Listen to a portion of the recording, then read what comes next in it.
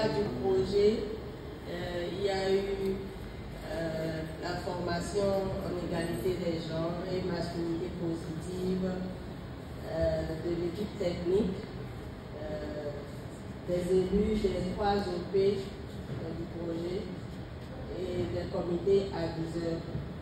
Et l'objectif de cette formation, c'était d'élaborer, de mettre en place, de mettre en œuvre des pratiques d'égalité genre dans les OP et dans les exploitations familiales. Également d'élaborer et mettre en place des pratiques permettant d'intégrer les jeunes femmes et les jeunes hommes dans les OPA.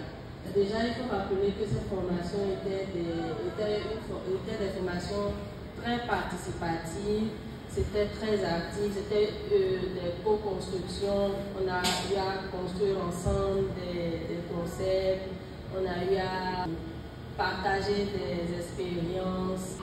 Et à la fin de cette formation, il y a des initiatives en matière d'égalité, genre et de masculinité positive qui ont été identifiées par les OP. Et ces initiatives seront traduites, sinon pour certaines OP sont déjà traduites sous forme de plans d'engagement et qui seront mises en place les prochaines années. Et donc, comme action à venir, c'est de former les hommes et les jeunes hommes sur les masculinités positives au niveau communautaire et au sein des OP. Et également, il y aura des campagnes de sensibilisation pour permettre l'allègement des tâches reproductives des femmes agricultrices qui sont inclus dans le projet. Et ensuite, une rédaction, il y aura la rédaction des stratégies sensibles aux gens dans les OP.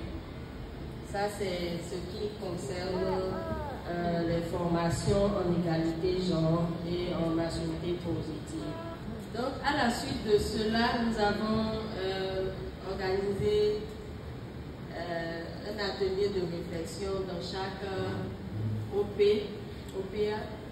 Et au cours de ces ateliers de réflexion, il y avait les 20 ARA, en plus des techniciens, paysans relais et membres des comités aviseurs, en plus de 4 représentants des femmes, des chefs de village des 3 OPA.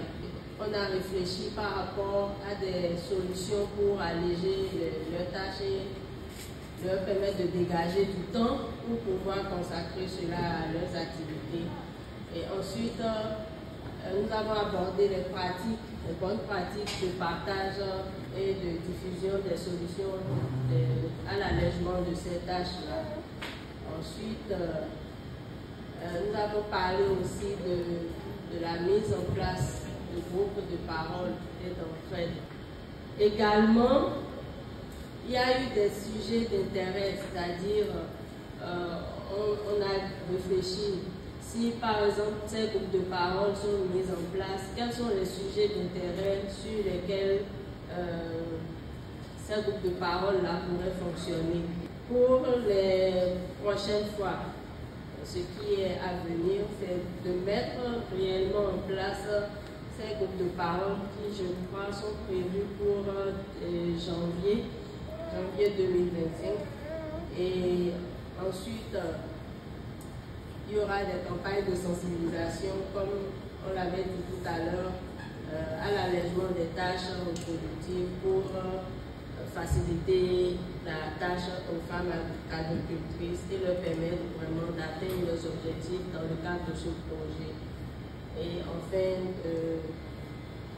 il faudra mettre en place des services de soutien également à l'allègement de ces tâches reproductives-là.